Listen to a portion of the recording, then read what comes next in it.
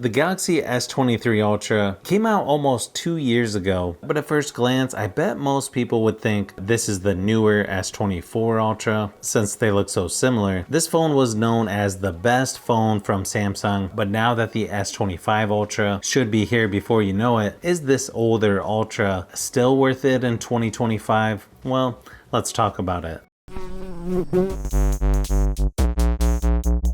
I bought this when it was brand new, when it first came out, and of course the price is quite a bit cheaper now, even as low as in the $600 range. If you go renewed or refurbished, it's sort of tempting to do a trade-in with this phone since you can get up to about $800 from Samsung right now, but considering how expensive the new S24 Ultra is and the new S25 Ultra will be, you can get this for a much more reasonable price. Nice thing is it starts with 256 gigabytes and goes up to 1 terabyte. Then you've got 8 or 12 gigabytes of RAM, depending on which version you go with. I think the display on here is still one of the better ones out there. It's got a nice and large 6.8 inch dynamic AMOLED 2X display with 1440 by 3088 resolution, also up to 120 Hz refresh rate. It's just ever so slightly curved on the edges, which I do prefer flat screens, but surprisingly this one feels pretty comfortable in the hands. The one downside to this phone, at least for me, is the weight. It's probably one of the heaviest phones that I've used. Good thing is it sounds like the S25 Ultra is going to be a little bit lighter, so I'd like to see all phones head in that direction. The battery life on this phone is also one of the best that I've tested. At over 16 hours in my battery drain test at 100% screen brightness, you can easily get a couple days of regular use, even longer if you turn the screen brightness down.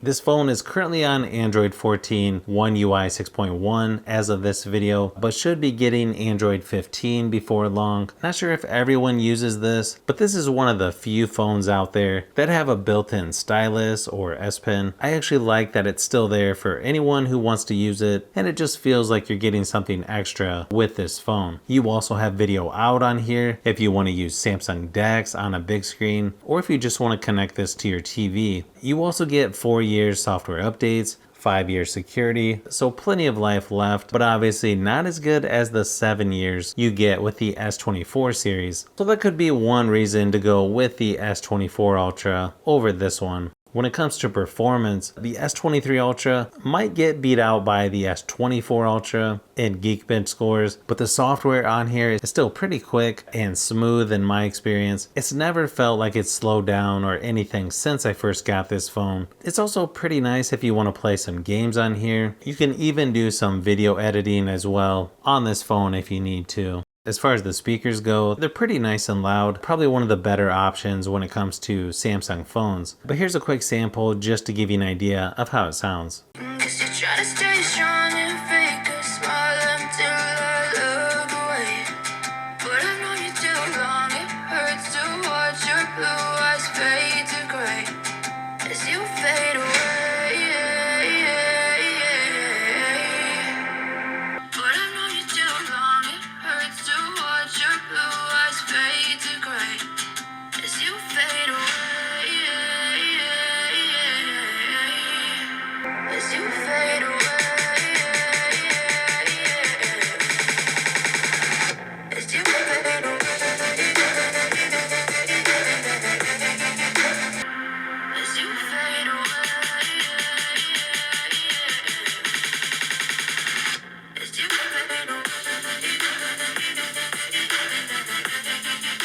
Now when it comes to cameras, I usually prefer Pixel phones for photos a lot of the time, but in this case, the photos you can get from the S23 Ultra are actually quite good. I think for video, this is probably still one of the best that I've used so far. In fact, I still use this phone quite a bit when I need to record stuff for YouTube videos, even over the iPhone 16. I still think the 100 times zoom camera on here is not really that usable. It's sort of gimmicky to show to your friends, and then you'll probably not use it. But here's a few quick samples to give you an idea of what to expect from the S23 Ultra.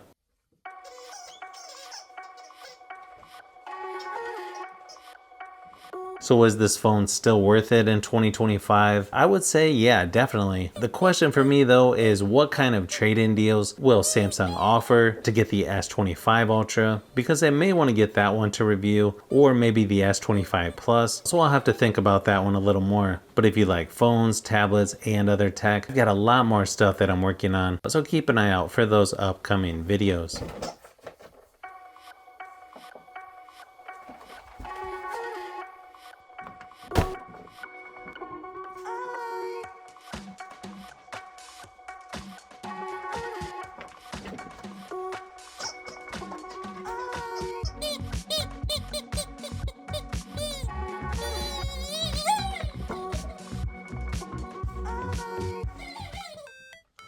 So if you've made it this far into the video, you may want to say thanks by subscribing, and don't forget to give a thumbs up if this video was helpful. This is Brian from Fishbee Productions. Thanks for watching, and I'll see you on the next one.